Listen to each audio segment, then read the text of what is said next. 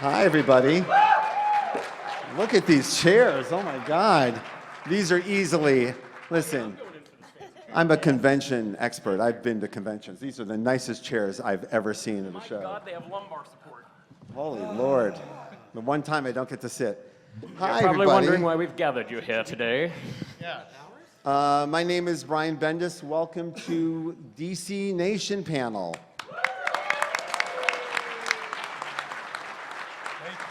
I asked to moderate instead of being a guest because it turns out I've actually not done anything in the DC Nation. So actually paneling wasn't maybe the best use of my time. But also, I've had this amazing experience the last few months as I signed on to be DC exclusive. I have been deep diving into every single book and every single one of these creators' works. And I've just been nerding out left and right. So this panel gives me an opportunity to do that like in front of people. So I'm going to introduce you to all these wonderful creators, and then we're going to talk about what they're working on. We have some special giveaways, and then we're going to have some questions from the audience as well. So think of them now while we're going. I'm going to start all the way in the end. Introduce yourself and say what book you do. It'd be you, right? Oh, wait, not you, Phil. All the way at the end. So, what I'm working on right now? Hi, my name is... Oh, okay. I'm Philip Tan. I'm the artist on Curse of Brimstone for DC. It just came out 2 days ago. One of the New Age of Heroes book. My name is Tim Seeley. I work currently on Hellblazer, Green Lanterns, and Imaginary Fiends from Vertigo. And I also draw covers occasionally for Hellblazer. I'm Justin Jordan. I'm currently working on Sideways at DC. I'm co-writing with Dan DiDio, and then I am doing Curse of Brimstone with Philip. And I have done a crap ton of other books at DC. I'm Cully Hamner, and right now I'm doing Batman and the Signal. Yeah. It's really good. I'm Ben Percy, and I've been working on Green Arrow and Teen Titans, and I'm now taking over Nightwing.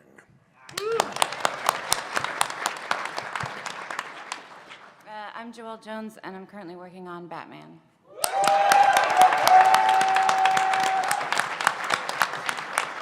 Now, Joelle, you're not only just working on Batman.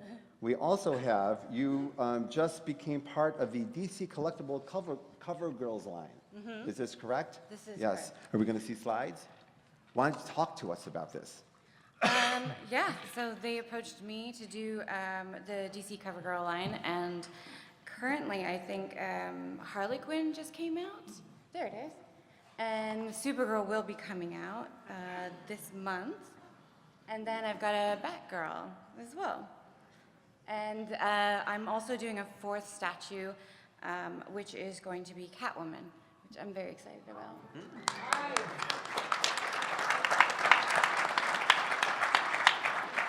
Now, these are gorgeous. So tell us, what's it like doing the line? Because these are iconic images. This is stuff like, in my heart, when we get to do stuff like this, I immediately go to what stuff like this means to me as a fan. Mm-hmm. And you go, well, this will be on someone's like shelf forever. Like, yeah, and this will be like the way they see the character. Yeah, I mean, if you put it that way, it's kind of stressful. I'm sorry. Well, imagine what's like living in my house. I just do, okay. Yeah, it's been really exciting. I think the challenge of boiling down somebody's characteristics to one gesture, I think, was the most exciting part of it.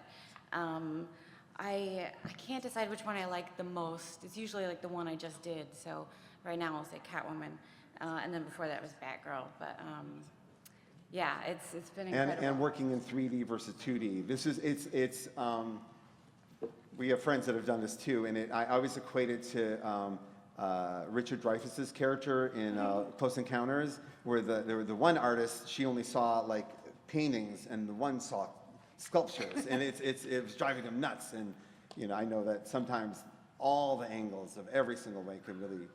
Yeah, I think I've been so lucky to work with amazing sculptors that, especially in the beginning when I wasn't sure what I was doing, were able to kind of walk me through it and like fill in the gaps where I kind of wasn't as experienced. But then kind of collaborating with them has kind of taught me a lot more about what I'm able to do and kind of push it a little bit further. And how did Geek come about? How did It was weird. It was like some afternoon I was drawing and they just called me out of the blue. And I didn't recognize who it was, and I picked it up anyway, which I never do. But I'm glad I did. And they were like, hey, do you want to do this thing? And I said yes. And I've enjoyed it. All right, and I'm supposed to say that the Catwoman sculpture is by Jack Matthews, and it will be on sale in November. Yes. November 2018. So that is very, very cool. Now, if you look under your chairs, there is a piece of paper. And if you have a piece of paper, I mean, if there is a piece of paper, if there's a piece of paper under your chair, you have won a statue. What? All right, hold on to it. There is a DC representative who will come to you. Look, that's a DC representative right there. And walk right up to them after the panel, and they will get your information, and you will get your sculpture. I have caused bedlam. Oh my goodness. Bedlam in the room. Maybe we get to keep it. Is there one more? Say it again, I can't hear it. One more what? One more card on this side of the room? Well, they're all looking. So they're gonna find it. All right. All right, settle down now, you crazy people with your free stuff. Jesus. All right. Joelle, as long as we have you, I want to talk to you about Supergirl, though, because you have a big trade coming out. Yeah. So, and talk. Yeah, it was, I think it was 3 issues. How many issues was it? It was 4 issues. And now it's collected and with lots of special things in the back. I don't know, I'm really proud of this book. Mariko wrote it, and it's so touching and beautiful. And yeah, I'm excited for it to come out. I'm really proud of it. It's called Supergirl Being Super, and it's out on June 5th. Yes. It's really, really gorgeous. And you will be at the Batman panel tomorrow talking about Catwoman wedding dresses and all those things that are driving everyone nuts online. I love it, by the way, because it's one of the fun things about moving to DC is that I have unhooked myself from certain fan anger, and I have now hooked onto a different kind of fan anger, and right on time for the wedding dress. So it was very exciting to be part of, and I should do something about it. You're the new guy, do something about it. They're marrying them. And it's very funny to me. All right, sorry. All right, Justin and Philip, Curse of Brimstone, you already got the applause in the room. This is a good book. This is very, very fun. Thank you very much. All right, talk about its origins. Where did it come from? So I am from extremely rural Pennsylvania, which is to say there are far more people in this room than the village I grew up in, which there are very nearly more people in this panel than the place I grew up in. There are more people at this panel that bought my first book. There you go. And so being from really rural Pennsylvania, I actually come from coal country, and I've seen, coal went out before I was born. It was kind of a dying industry when I was a kid, and then I saw factories come in, factories went. And now the area is hollowed out. I just turned 40 last month, so not super old, thank you. But in the time, yeah, middling case of old. Certainly my body has given up the ghost in the last month, so. But in that time, I've seen the town where I went to high school went from being a vital, full Main Street to just being empty. There's no storefront open there. The factories that kept that town alive are long since gone. The elementary school I went to elementary school at just closed because there's just not enough people and not enough money to keep it running.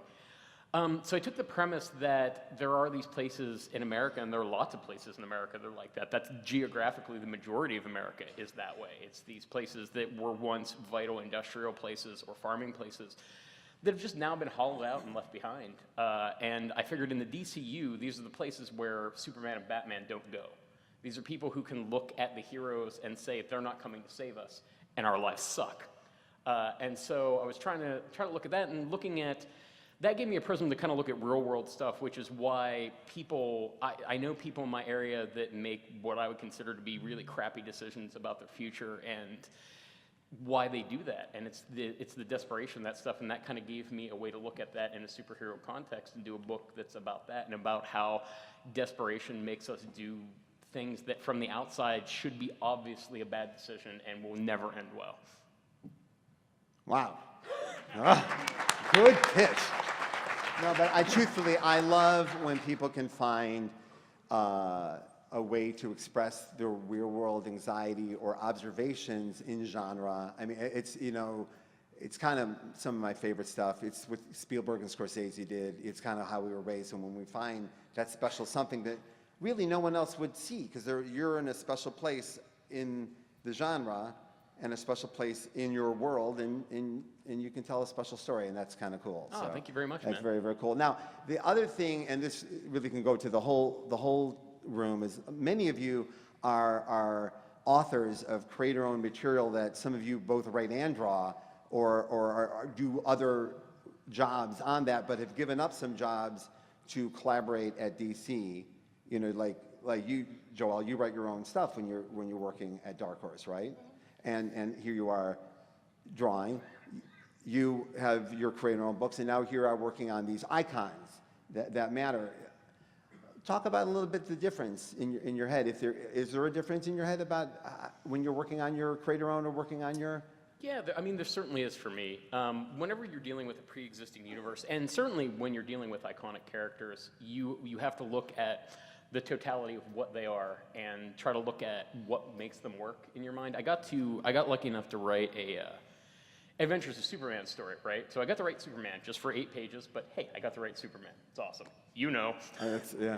I'm still coming down from it. So yeah. Yeah, and so when I'm doing that kind of stuff, I'm sort of looking at them as both the character they are, but also the role they represent in the universe they inhabit and in people's minds. You know what I mean? Whereas when I'm doing creator-owned stuff, that's just me and my collaborators, and we're doing something tabula rasa. Nobody has real expectations for what it's going to be. They don't have a pre-existing version of what that story should be in their head. That's not true when I'm writing Batman or Green Lantern and stuff. But when I approach Kyle Rayner, there's a version of Kyle Rayner that exists in every fan's head. And it's up to me as a writer, I feel like you have an obligation to try to figure what that is and give them the best version of that they can, but at the same time, not do always what everyone else has done. So yeah, I approach them very differently. And I also answer questions at extreme length, apparently. Very good. You're good at it. How about anybody else? How are you feeling about the duality of your nature as a creator? Work on DC versus your own stuff. That's you, Tim. My duality, yeah, man. No, I mean, I think there's a every time you do tell a story, your job is to put something personal of yourself into it so that the reader gets that back. And, you know, it's easier maybe when you create everything whole cloth, but when you come into one of these stories, you're finding that nugget in that character or that story that's you, that speaks to you, so that you can, you know, make you guys feel it. We need to make you feel. That's our job. Right, absolutely. Anybody else want to comment on this, or I'll move on? No? Okay. All right, so let's talk now about, oh, I'm so excited. I want to talk about Nightwing with Benjamin. Talk about Nightwing. I'm so excited.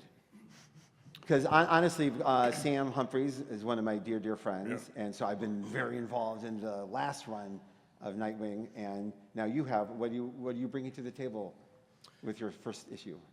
In August, Dan Didio gave me a call, and he had picked up my novel, The Dark Net, which came out in the past year, and he said he wanted me to take all the research I had done into the basement of the internet, the dungeon of the internet, and channel that into the DC universe, and supersize it, and dose it full of adrenaline. And we were debating which avenue we might take, which series might be an appropriate fit for it. And ultimately decided on Nightwing, and in part that's because of my interest in the series, and also because it presents an interesting challenge. When you have like this let's say, digital force at work, which is going to become a major villain within the DC universe that's going to finger its way into many different series.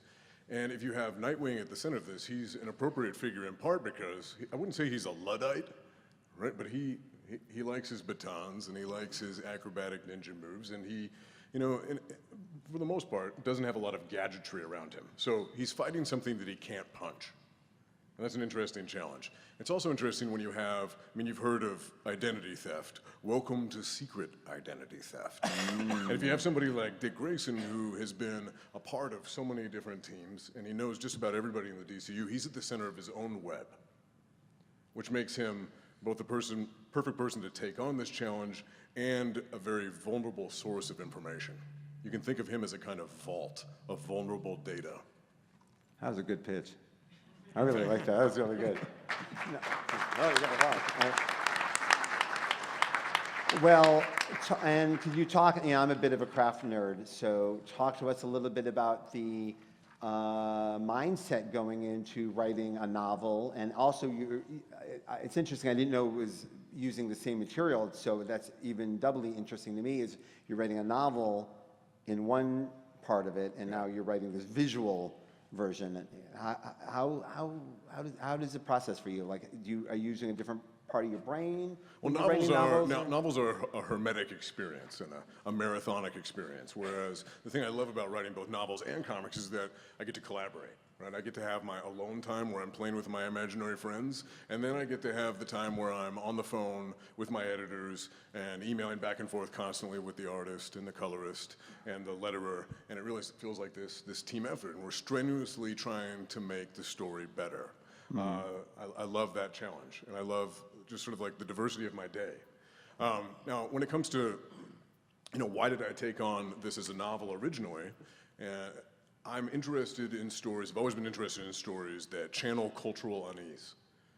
Stories like Godzilla is all about post-atomic anxieties. A story like Frankenstein is born out of the Industrial Revolution and the fear of science and technology, the fear of man playing God. If you look at Invasion of the Body Snatchers, that rises out of the Red Scare and McCarthyism. Right. There's a lot of things we should be afraid of right now.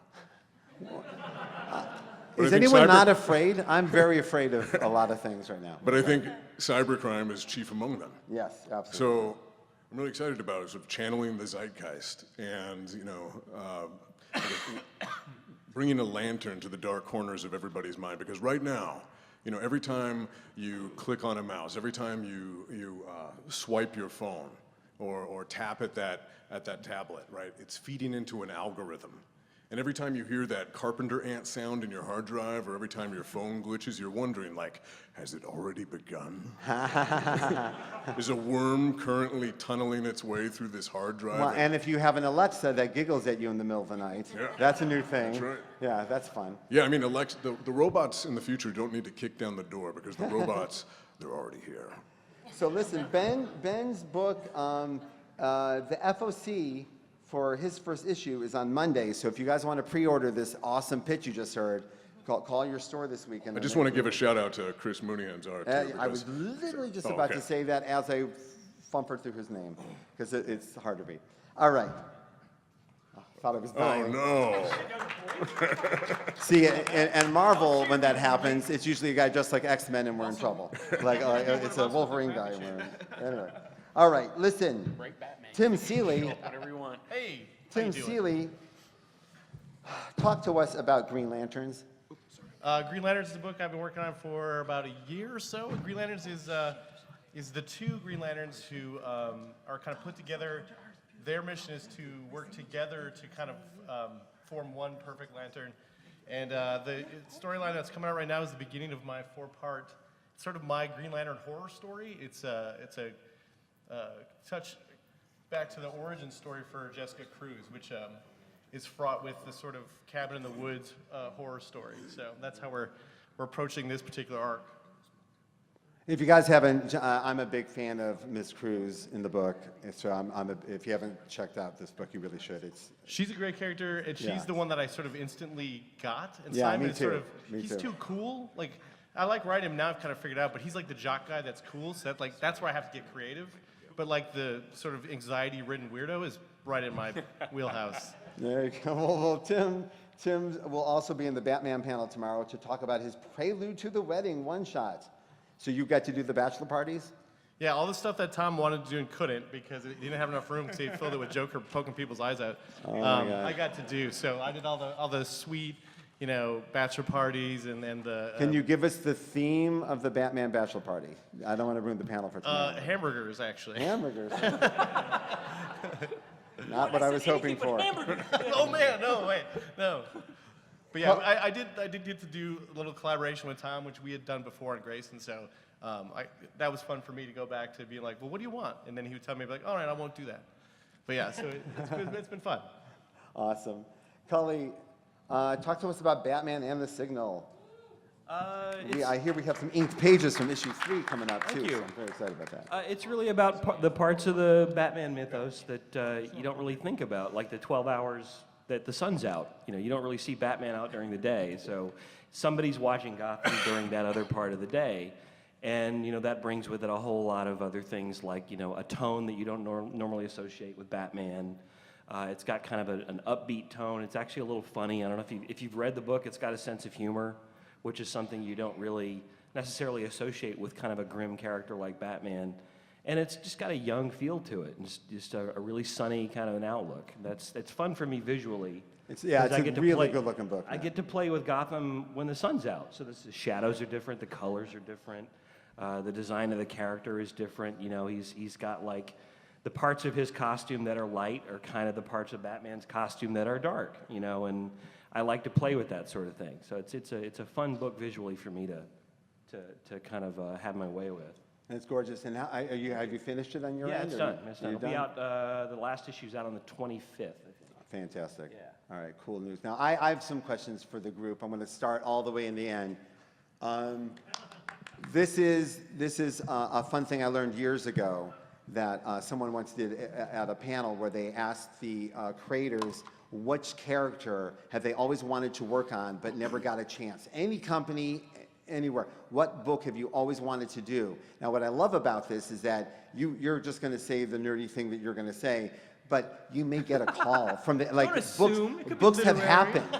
Like editors don't know that you like these characters. So pick. What character have you always wanted to do that never got to do? I'm sorry I'm late. I was signing and there was lots of signing. But okay. thank you guys for coming. It means so much to me. I can't believe you guys fucking Nice to showed see up. you. How are you? rock. Dude, I can't believe you're here. This is very weird. I have. Yeah. it does I'm seem pretty off sure to- I'm still in the ICU in the hospital last December, but keep going. Go on. Because it's very surreal. No, my first con I ever went to, because I didn't go to cons as a kid because I was afraid of being a nerd. I went to Baltimore and I waited in line for 2 hours to get your signature, and you were the nicest person of all Oh, time. thank God it was nice. And I was Okay. like, yeah. Thank you. There you go, so listen to me. All you had to do was wait 15 years and you have to wait in line. Who would I want to? What is your dream character that you would like to do that no one has ever asked you to do? I mean, for me, it doesn't. I always say this, but the character really doesn't matter. Just the artist in the room matter. Like, I feel like Vision. They gave me Vision. Mr. Miracle. They gave me Mr. Miracle. I think it's what you bring to it that matters. And with that speech, then it'll be the Thing from Marvel. Fucking, dude, Awesome. I love the Thing, dude. He's just like. He's the guy that you can never knock him. My perfect issue is this Tom DeFalco 2-in-1 where he fights every single person, and the reason he wins the fight is because he will never go down. He just says I'm too ugly to lose, basically, and I just yeah. So that'd be perfect. The Thing. All right, awesome. Do I get two or just one? One. Don't get greedy, How Phil. greedy is this? Just This is- pick one. Yeah, this isn't your blog. Come on, move. It's probably Webhead for me, Spider-Man for me, yeah. All right, cool. I always wanted to do Firestorm. Like that's the coolest looking character. That visual just stands out. Like it's like Ghost Rider, but they kept the skin on. You know. It varies for me, but right now, and consistently, I really like to write Lobo. Wow. You'd be good at Lobo. And I constantly tell DC that, so Yeah. I'm hoping I wear them down. Shazam. I would love to do Shazam. I would love to see you do Shazam. I would like to see me do Shazam. Yeah. The first comic I ever collected, which is Warlord. Warlord. That's an interesting one. That's a good one. Yeah, that's a good one. No, because I asked about hiding something somewhere in the DC universe, and they go, "You want to hide it in Warlord?" Thing? I go, "Oh, are we allowed to go there?" Like I didn't know it was a place that we were allowed to go. Next time they say that, say, give it to Percy. Yeah. I have to say probably Swamp Thing, just because Oh. I want to draw that. All artists want to draw Swamp Thing. It's because you can draw Yeah. anything you want. Awesome thing. All right, so now we're going to open it up to questions. Is there a microphone? Do we see a microphone? Is there a microphone? My microphone? Yeah. So I guess, how do we do this? Do we have a microphone? Oh, yeah, I can just do this, I guess.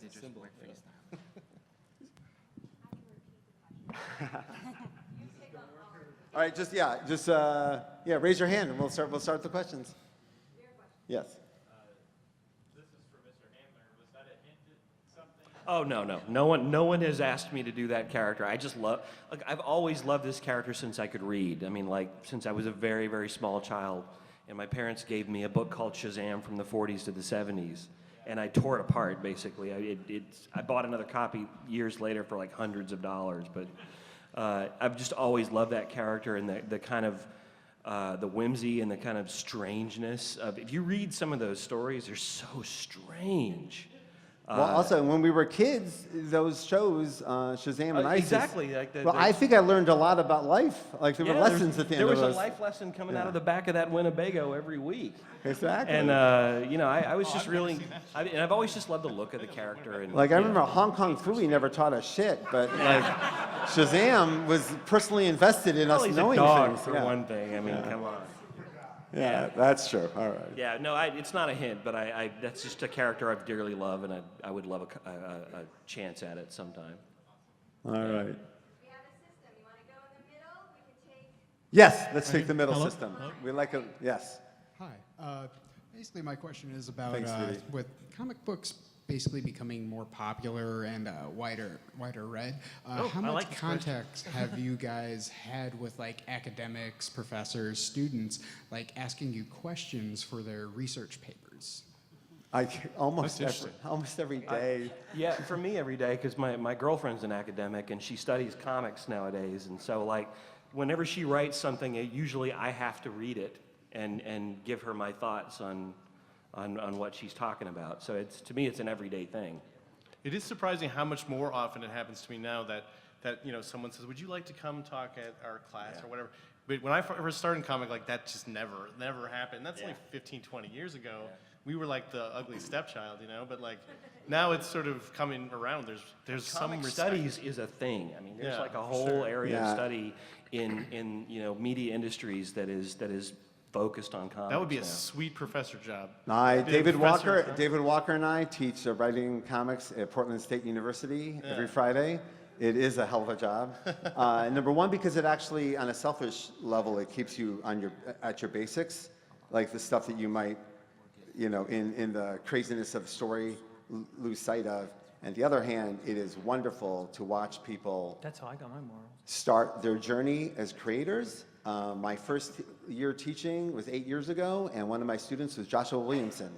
And and I take full credit for everything he's Thanks, Brian. No, but to Credit watch claim. that, when someone takes the class, you're like, well, this person's already on. The journey of them taking this class is part of their journey, so to be part of that is lovely. And 8 years ago, it was still an anomaly that there was a class. Now it's everywhere, and that's amazing. I think it also kind of forces you as a creator to have to, if you have to explain to someone what you think about something, that means you have to question what you think about it. So do you really believe what you think you believe, or do you really have a train of thought behind what your opinion is? And it really makes you, It makes you also, is this my opinion, or am I just Right. repeating something Martin Scorsese said in 1984, and I've just, Exactly. do I have my own opinion here?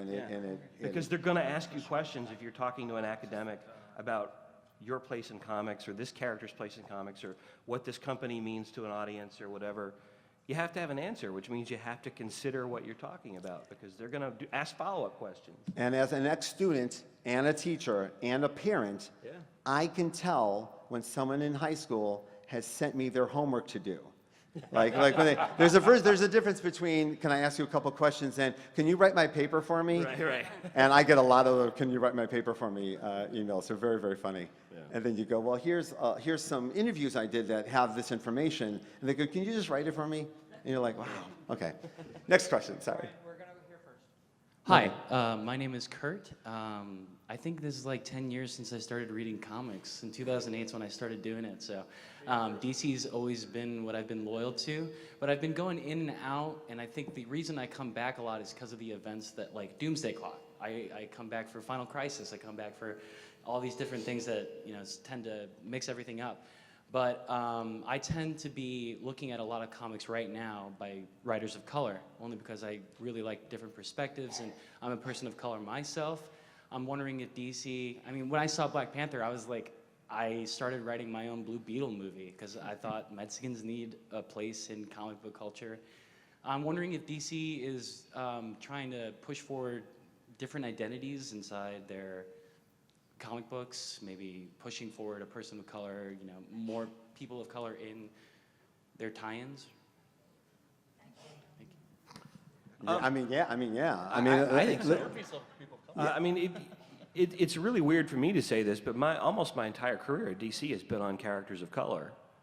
You know, from the Jon Stewart character to Blue Beetle to, you know, just Batman and the Signal. I mean, these are all characters that I've poured myself into, but also, you know, you look at Batman and the Signal, you've got Tony Patrick writing it, who is from Scott Snyder's class, and he's one of the people that they sort of like try to push forward and really give a shot into doing this kind of stuff. I think there's a definite effort afoot at DC. If you look at the new talent program that they've got going, it's not just a bunch of white guys, and that's great.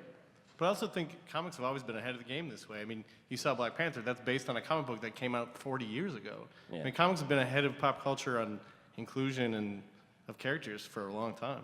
Now, and I just, the teacher in me just heard him say that he got excited about Black Panther and immediately started making a Blue Beetle thing.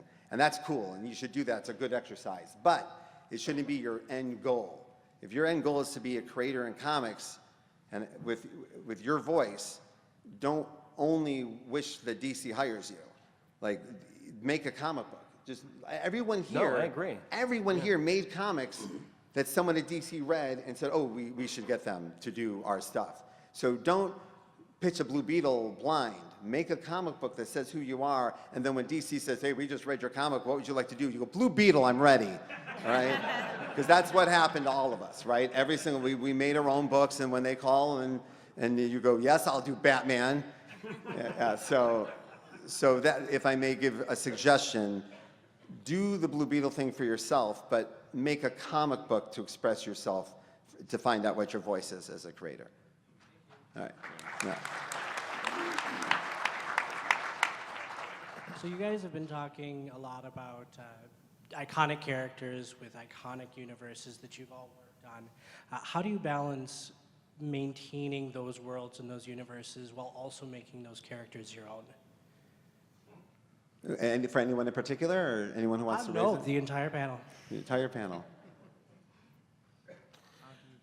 I don't know. You know, it's a tricky question. By dint of being a writer, like, everything is going to be filtered through you and your personal experiences. You know, if I write Batman, and I'd love to write Batman. I got kids to feed, brother. It's not my fault you live in an expensive city. Come to the sticks like me. No, but that's actually a good point. Tom and I have very different life experiences. We're approximately the same age, but other than that, you know, we've kind of diverged. So if I were to write Batman, because of that, my Batman would inherently be very different than his. We might look at Batman and say, these are the ideal qualities that make Batman Batman. It's you know, it's willpower, it's a sense of dedication to his city, it's, you know, intelligence. But at the same time, how you express those things are always going to be uniquely you. And I think that's not something you necessarily have to worry about as a writer. I think it will very often just happen. I know when I am writing characters that are pre-existing, I do actually make an effort to look at what's an angle that I have not seen done a lot. Now, sometimes that's really difficult. There have been thousands upon thousands of Superman stories, so you're not. Oh my gonna God, get, yes. Right? Right. Like, you're gonna have a hard time finding something someone hasn't done, but you can find something that someone hasn't done the way you would do it. That was like, when I did that one Superman story I did, one bit that I did was Superman is going to he's fighting Bizarro, and he's going to use his super breath, and he picks up a kid who he's saving. He's like, you want to hold your ears, this is going to be loud. Which, according to Mark Waid, nobody had ever made that point before, that was something Superman would do. So that's my take on Superman, right? That's an emergence of how I would think about situations and that kind of stuff. I'm like, yeah, that's going to be loud as hell. So, and I think that's the natural thing that happens when you write these iconic characters. And plus, we're all steeped in it, so we all have that 50, 60, 70 years of stuff pushing in our heads that gets extruded into something hopefully unique. Yeah, but I have the extra added weirdness, and this is going to drive all you writers crazy. I'm really ruining you right now. Get ready for this. Years ago, John Cleese was talking about his writing process for Monty Python, and he sat down one day, and he had written an entire sketch for Monty Python. And when he finished typing it, he pulled it out of the typewriter, looked at it, and went, oh, this is a Goon sketch that Peter Sellers wrote 10 years ago that I love. I'm not writing, I'm remembering. This is a remembrance. Yeah. Right? That made me panic that everything I've ever thought of was something Roy Thomas did 45 years ago. Then I was like, I kept calling Tom Brevoort going, did the Avengers ever? He goes, I'll let you know if it's, but I get now that we're with Superman, there are so many Superman stories. You're like, am I creating this or am I remembering it? And I have to go through a long process to make sure. The worst, and you may have come into this, is when you're developing a story idea and you realize it's not only is it a story, it's your story. You're like, oh, I have written this already. Like, I haven't done that yet consciously, but yeah. Yeah, it's happened to me. That's hilarious. Very good. All right, next question because we got to keep moving. Hi, my name's Ruben. I just had a question for everybody up at the panel and DC itself. Just wanted to know if you guys were open to the idea of kind of a mashup book. One book, one character, one story. But every 2 pages, you change the artist, you change the writer. Yes. It's the same story from a completely different perspective. That sounds like a Brian Bendis book. Yeah, I can do that in 2 seconds. It does that. No, it's like the DC Challenge. Yeah, They've done, if you want, it's called the DC Challenge, and Community Challenge was the same challenge, right? Yeah. That one creative team left a cliffhanger for the next creative team. Is that how it went, right? Yeah, we have 12 issues of 12 different writers and 12 different artists. And you're right, we don't get to know months in advance of what's going to happen until almost exact time that, okay, this is what's going to happen. You're going to have to pick that up and set up a new problem for the next team. That's cool. Yeah, that's very cool. Yeah. All right. So my question's for everyone. Especially with the intense stories in Nightwing and in Batman, do you guys ever just get the urge to write a really lighthearted book or two to just feel like I've got to get out of this darkness? God, yes, but you guys wouldn't buy it. Yeah. Yeah. No, I always see that when I see artists I work with sketching, when they're doing their warm-up sketches or their warm-down sketches, it always says to me how they really feel about what they're drawing all day, or what they kind of need in their diet that you're not giving them in the script. How do you feel when you're doing because the other thing too for artists is if I write Batman punches the Penguin, that's a sentence. Now you've got you're with it all day. Yeah. You're drawing that violence all day. Yeah, and I've done really, really violent stories. And usually what I'll do is I'll swing to a project that's completely different to kind of cleanse my palette before I get sick of the lightness, and then I go back to violence. But during the day, let's say you've done a whole rough Batman situation. What do you do to get your head out of the shadows? Or do you? Do you just stay there all day? No, I'm usually late on my deadline, so I just got to keep moving. How about everybody else? I think that's why writers are weirdos, is because you go into those places and then you're like, oh, I'm good, honey, let's go get some breakfast, and then you're just darkness. I think that it damages us a little bit. I will say I've noticed this tendency, though. I know a lot of horror writers, and the horror writers I know are the most cheerful, loving people that I've ever met. Whereas everybody who writes comedy is brooding and intense. No, you're right. A lot of horror writers bake. They constantly want to give you food, and you're constantly like, have you, like, but all I think of you is horror, and now you're going to poison me. This is all it's very, very funny. Anyway, anybody else on this one? Anybody else get Those stuck, were the stuck in the pleasures about darkness? writing Teen Titans and Green Arrow at the same time. One was exceedingly dark, my Green Arrow run, and then I could sort of float over to the Teen Titans and play around a bit and crack some jokes with Beast Boy. And something similar goes on with my everyday life, where I'm down in my basement in what I call the dungeon, and I have a dark room off of it, where the previous owner was a hobby photographer, and this is where I keep all of my ideas tacked up on the wall. Oh, yeah? Storyboards and everything, and underneath the red light in the dark room, I commune with my imaginary friends every morning. Wow. And then after, 8 hours to 10 hours at the keyboard, I go upstairs and play Pretty Ponies with my daughter. See, what I've done is I've mixed them. I have my kids I've pretty much fashioned a writer's room, and I don't let them eat until they've told me what Batman's going to do. No, I'm joking. That has never happened. That's never happened. Sorry. I read all these comics where just sad people look out windows at the rain over and over. And I love those comics. And I was working on Grayson with Tim here. And we had sort of planned out a bunch of things, but we were to a new point where we could plan a new thing. And so I wrote the most depressing Grayson comic. In a literal sense, it was Grayson meets the Holocaust, and it was horribly depressing. It was all minor key, and I remember Tim calling me in the gentlest way and being like, "Tom, you know people read this comic to have a little bit of fun." You almost got that call on that latest Batman issue. I was like, Jesus, Tom. So yeah, Tim saved me from that. And it really changed how I write comics from then on. So everyone, you got to take a chance one time. Well, you're a funny guy. That's the weird thing too. Is your tendency is so dark, but you're a really funny dude. The issue you wrote where Grayson is driving around and singing his theme song is the funniest issue of Grayson. But that's just Tom being normal Tom. But then he just disappears into the dark hole. I don't know what happens. All right, next one. Hi, so I don't want to influence your choice here, because I'm really big in Earth 3 and Earth 9, but if you had any Earth from the multiverse that you could work on, which one would it be? That's a good one. What was the one Grant Morrison introduced where there was a super demon? It was like all horror characters blended together. It's like Batman with Swamp Thing and stuff. I want that one. That was cool. Earth S. There you go. Anybody else? Nobody? I'm still enjoying my Earth DC Prime. I'm still fresh for me, so. All right, next one. Hello. Hi. Hi. This is a question for everyone. Given the major relevance Brainiac is about to have in the Justice League stuff, would any of you like to write anything involving Vril or Lyraldox, Brainiac's descendants?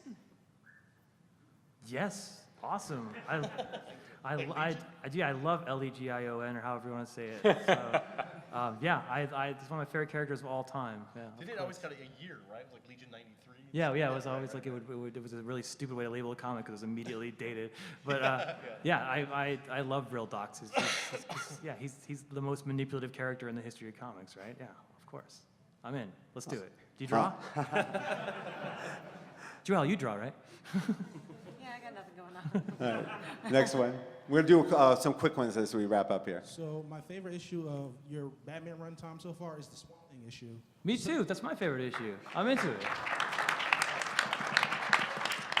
I feel like we're twins, except you know the skin color. So I want to ask everyone. I want to ask everyone like what kind of team. I can still hear you. I guess the panel's over. Yeah, all right, we're good. What kind of weird team-ups does everybody want to do? Weird. Guardians of the Galaxy, New Gods. Shh. Oh.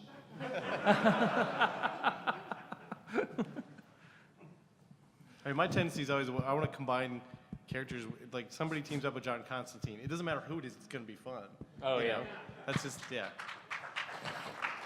That's why I'm putting both John Constantine and Swamp Thing into my comic, because I can. Yes, of course. Anybody else? No? All right. Oh, Well, who's the my real answer is actually going to be I have an imprint coming from DC later in the year, and you're going to actually see the weird, freaky team up because it's coming. So I don't want to spoil yet. But the characters have not been mentioned at this panel. That's all I'll say. All right.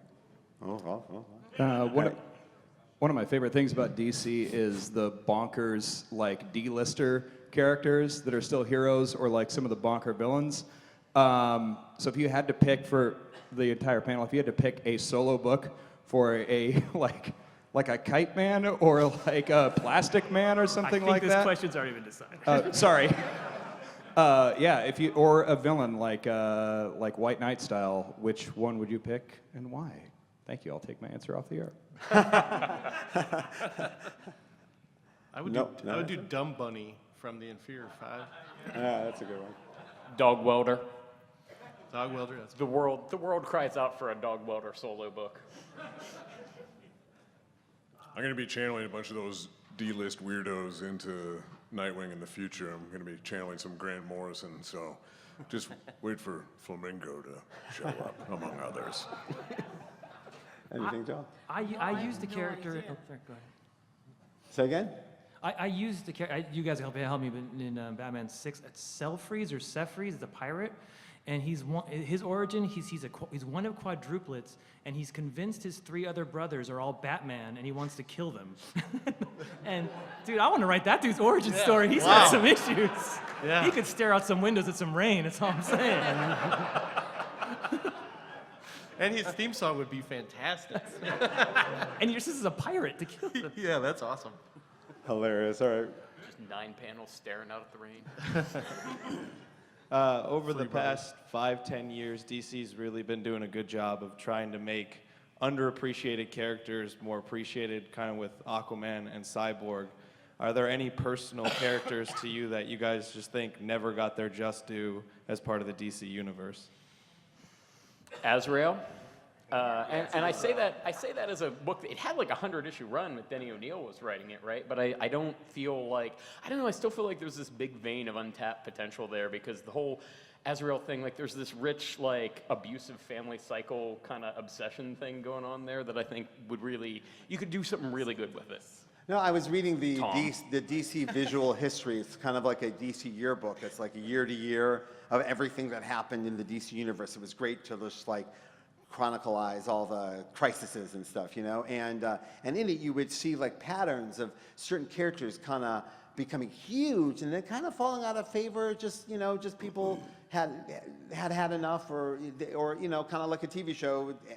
Runs a few years and that's enough.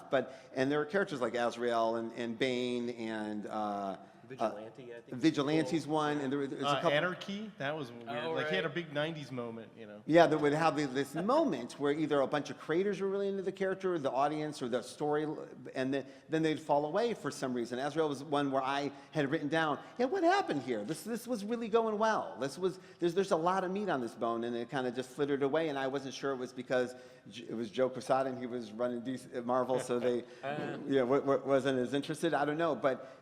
Yeah, there's like a bunch of characters like that where there's a lot of meat on the bone and no one's really taking a chance. So, you know, we'll see in a few years what it looks like. Hey everyone, first Tom, I want to say thank you for liking all my tweets on Twitter, at Prince Wonder, thank you. Don't tell my wife I was checking my phone. All right. That's Second, actually a Russian bot. May we please get Tom King and Joelle Jones on the Wonder Woman title?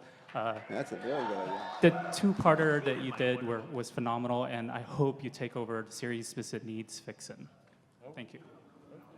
All right, next one. I will write anything Joelle Jones wants. What's up, guys? Hi. So you guys have a bunch of new heroes like Sideways, Silencer, Damage, all of them. Do you guys have like an ongoing list of other new heroes that are going to come out sometime, or do you guys just have those guys and that's it for now? I don't know. Oh no, there's new stuff coming. I mean, I know just even the slightest stuff. There's new stuff coming. It's so much like for young readers and older readers and classic readers and new characters and new takes on old characters. There's a ton coming. You can feel it in the air at almost every company. Like it's our job now is to create new stuff. Like as much fun as it is to do the icons. The icons need to have new stuff around them as well. Like the movies and TV shows are like taking everything, right? So we need to put new stuff in the toy box. So you see it coming from every direction. I didn't mean to answer for everybody, but. You're right. Mine's sort of a two-part question, and the first part is for Philip Tan. On the Curse of Brimstone, I really love like the art style. It just feels unique, and somehow it just makes me feel like it's referencing almost the Sandman. Like, how did you think of that art style? And it really feels like it fits perfectly with the tone of the Curse of Brimstone. Well, thank you. I think a lot of how the book looked, is a result of stuff that we, when Justin and I go over and the way we want to express the story, the characters, everything about, just how kind of like the hopelessness of the world that the Brimstone is in, and it just can't be, like clean and flashy, and it has to be a little bit more depressing. I know you like that, right? Love it. But he gets it. But no, there's really no special reason aside from the fact that we just both felt like, the darker the artwork looked like, it's going to make people care more about how,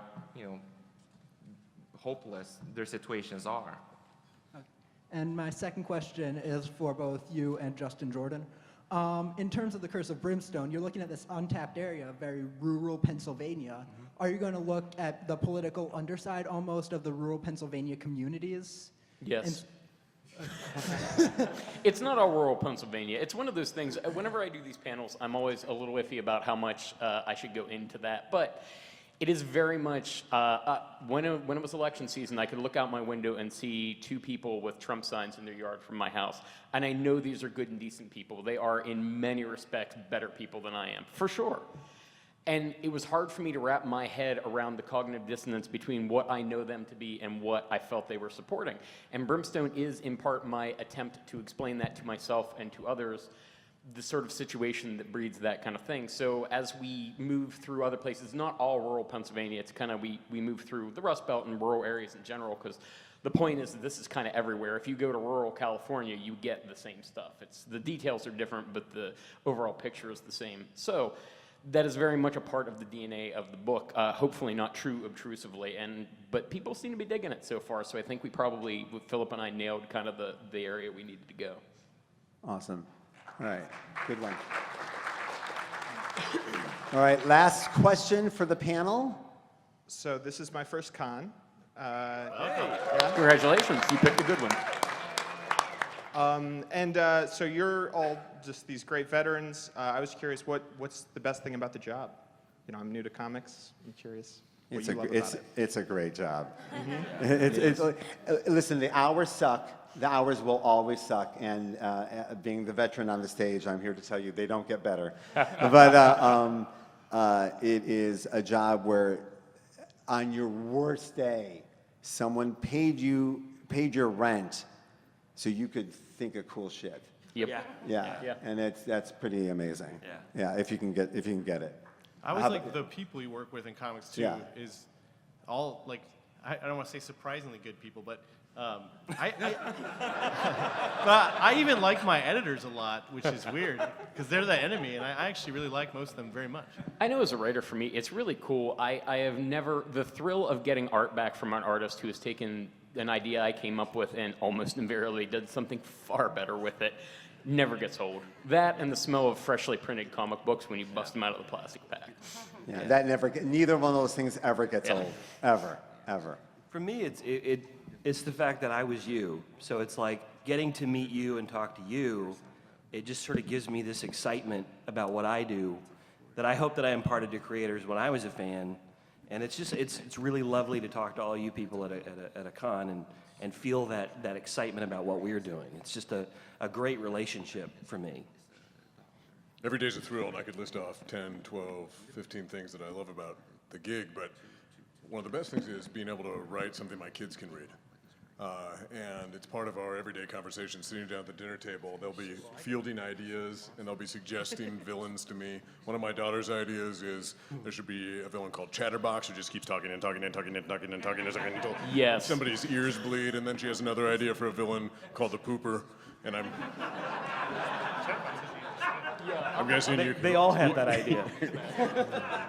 You can maybe guess what happens with that character, but just it's such a part of our everyday conversation now, and and recognizing that not just in them but in others, I'm helping create these mythologies. I'm a custodian of these characters for just a little while, but I'm impacting the next generation of readers, and that means a great deal to me. That's awesome. You have to answer, girl. You have to answer. You do. You do. You have to answer. The best thing is being able to live in my imagination all day long, daydream and draw after, being a kid and being told not to do that all the time.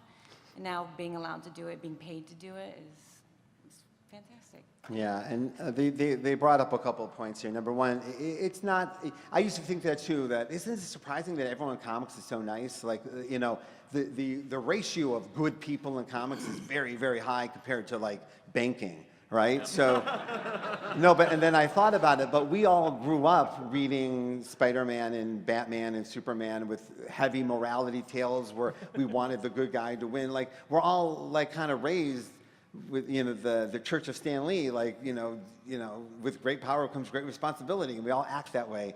So it's not that crazy that so many people in comics are like trying to be decent like Peter Parker.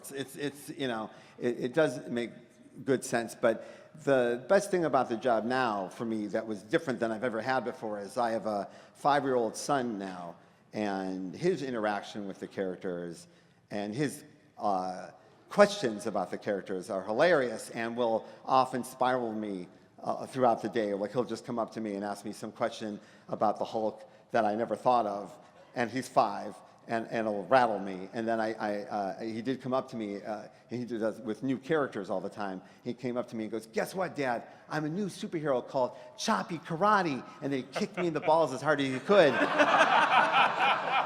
And I fell down, and I said, "Your concept is flawed. If you're going to kick me, it should be kicky karate, not so we're working on it. We're working on the process." He's young. Everyone here, thank you so much for helping me introduce you to this wonderful work. Everybody here will be at panels. We have the Action Comics panel tomorrow. We have the Batman panel tomorrow. A lot of you are going to be at. We have signings at the DC panel all weekend long. Everyone's at Artist Alley. Anyone want to yell at your Artist Alley booth real quick? A13.